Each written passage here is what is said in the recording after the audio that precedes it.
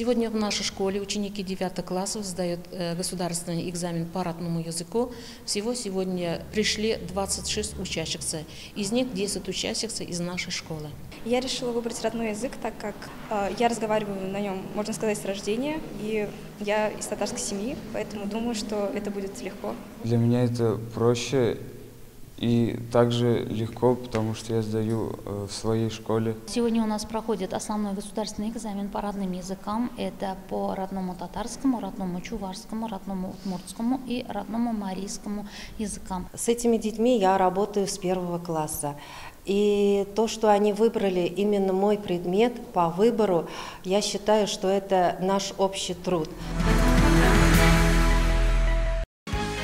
Закажи рекламу на ТНВ. Телефон в Казани 5 705 100.